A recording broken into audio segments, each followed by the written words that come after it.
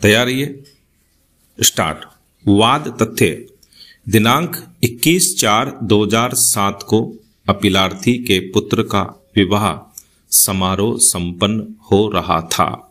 समारोह के दौरान साय 5:30 बजे अपीलार्थी ने अपने भाई की लाइसेंसी बंदूक से हर्ष फायरिंग की, जिसके कारण 5 व्यक्ति घायल हो गए, जिन्हें हॉस्पिटल ले जाया गया, जहां घायल श्रीमती अनीता पत्नी चंचल सिंह और खुशहाल सिंह उर्फ सोमू की मृत्यु हो गई, जबकि 3 अन्य उम्मेद सिंह PW 6, श्रीमती विमला पत्नी देवेंद्र सिंह PW 5 और श्रीमती विमला पत्नी भूवाल सिंह PW 7 उपचार के लिए हॉस्पिटल में भर्ती रहे। स्टॉप।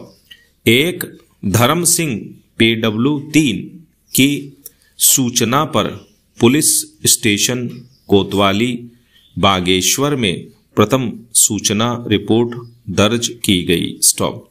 अन्वेषणोपरांत प्रस्तुत आरोप पत्र पर विचारण करते हुए विद्वान सत्र न्यायाधीश ने प्रत्यक्षदर्शी और घायल साक्षियों की साक्ष्य एवं अन्य सुसंगत साक्ष्यों के आधार पर अपीलार्थी को भारतीय दंड संहिता की धारा 302 और 307 के अंतर्गत दोष सिद्ध एवं चूक खंड के साथ क्रमशः आजीवन कारावास, 5 वर्ष के कारावास एवं 20,000 रुपए के जुर्माने के दंड से दंडित किया, किंतु आवश्यक अनुमति के अभाव में शस्त्र अधिनियम की धारा 25 के अंतर्गत दंडनीय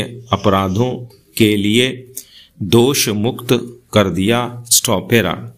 अपील में अपीलार्थी ने उच्च न्यायालय के समक्ष यह तर्क उठाया कि घटना मात्र एक दुर्घटना थी और फायरिंग के समय कुछ बच्चे बाल खेल रहे थे और बाल के गोली से टकराने के कारण उक्त घटना घटी, किंतु उच्च न्यायालय ने तर्क अमान्य करते हुए चंचल सिंह PW 2 की साक्ष्य पर विश्वास व्यक्त किया कि गोली उसकी पत्नी अनीता को लक्ष्य करके उसके सीने में मारी गई थी, जिसे हॉस्पिटल ले जाने पर डॉक्टर ने उसे मृत घोषित कर दिया।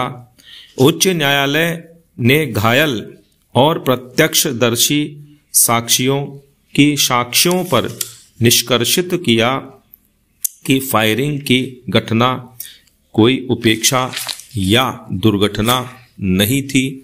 तदनुसार उच्च न्यायालय ने अपील निरस्त कर दी। स्टॉप। अपीलार्थी की ओर से उच्चतम न्यायालय में अपील की गई। स्टॉप।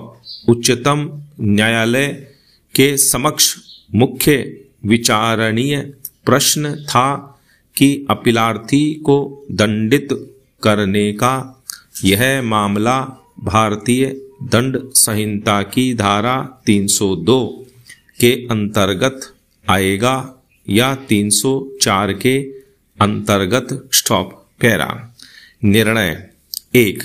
प्रथम सूचना रिपोर्ट तथा घायल और प्रत्यक्षदर्शी साक्षियों की साक्ष्यों अभिकथनों से प्रत्यक्ष प्रकट है कि अपीलार्थी के पुत्र के विवाह समारोह के दिन साय 5:30 बजे अपीलार्थी ने मकान की छत की ओर लक्ष्य करके लाइसेंसी बंदूक से फायर किया, जिसके कारण 5 व्यक्ति गोली लगने से घायल हो गए।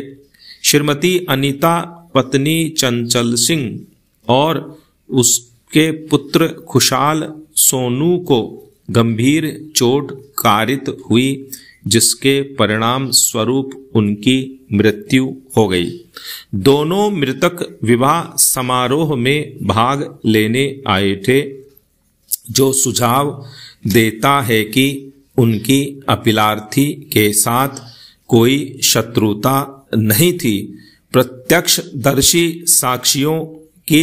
साक्ष्यों से यह भी स्पष्ट है कि फायरिंग छत की ओर लक्ष्य करके की गई थी, न कि पीड़ित को लक्ष्य करके। स्टॉप।